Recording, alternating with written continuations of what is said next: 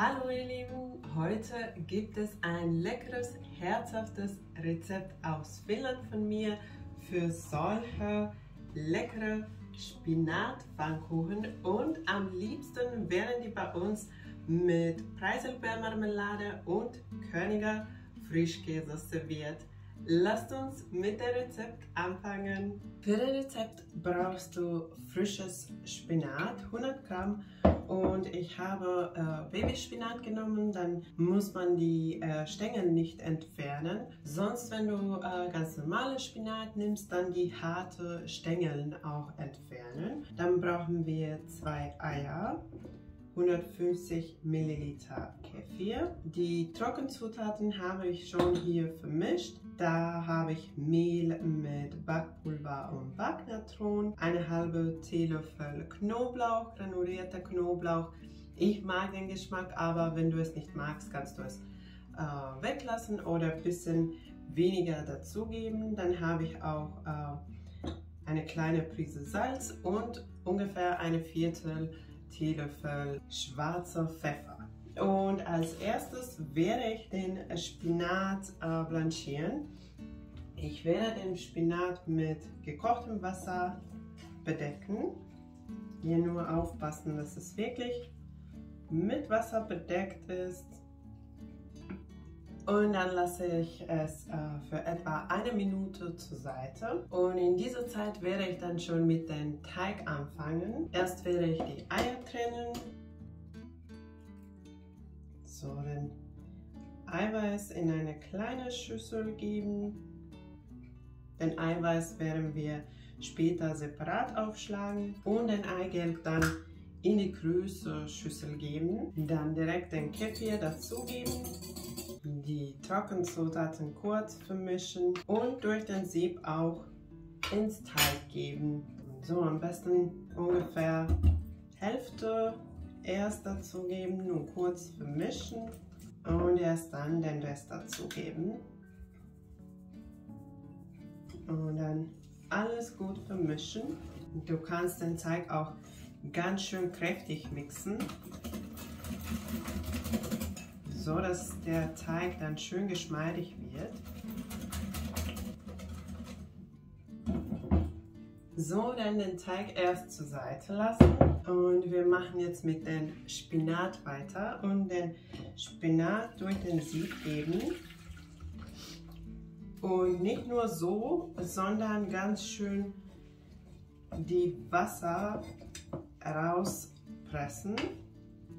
Sonst kommt dann durch den Spinat zu viel Wasser ins Teig und das wollen wir nicht. Deswegen ganz schön kräftig die Wasser rauspressen. Jetzt habe ich so viel wie möglich Wasser aus dem Spinat rausgepresst und es sollte dann ungefähr so aussehen. Es ist nicht viel oder es sieht nach nicht viel Spinat aus. Und dann einfach den Spinat klein hacken. Dann lasse ich den Spinat erst kurz zur Seite und werde noch den Eiweiß steif schlagen. Und so, dann kurz testen.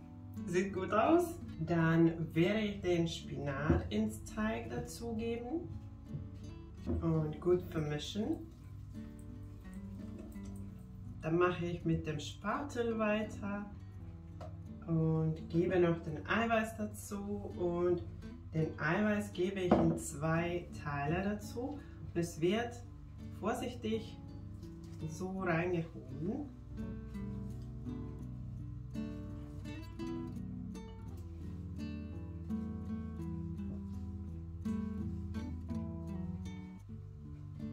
Wenn du magst, dass die Pfannkuchen grüner werden, dann kannst du den Spinat auch ganz kurz so 1 bis 2 Minuten aufkochen. Danach auch erst dem Wasser rauspressen und den Spinat pürieren. Dann gibt es etwas mehr Farbe, als wenn man es so einfach klein schneidet. Dann eine Pfanne auf mittlerer Hitze warm machen und ich verwende hier auch meinen Zwiebelteig. Ich habe den Zwiebel halbiert, die Schale entfernt und damit kann man dann so die Pfanne einfetten, ohne dass da zu viel Fett ist. Und ich habe dafür Olivenöl genommen, aber du kannst auch jeder andere pflanzliche Öl nehmen und dann die Pfannkuchen auf mittlerer Hitze,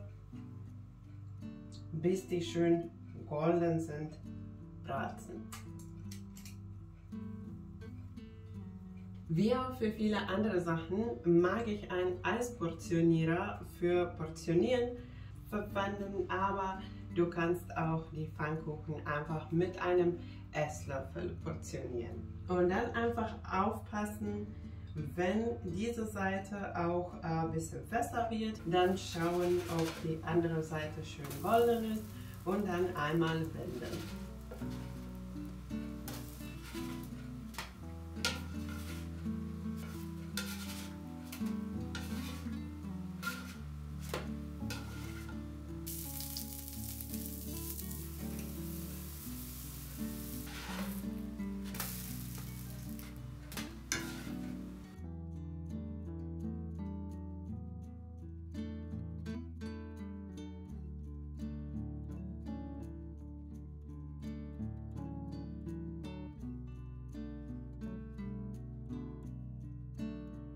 Ich hoffe, dir hat mein Rezept gefallen. Es geht ganz schnell und einfach und die Pfannkuchen sind sehr fluffig und schmecken mega lecker.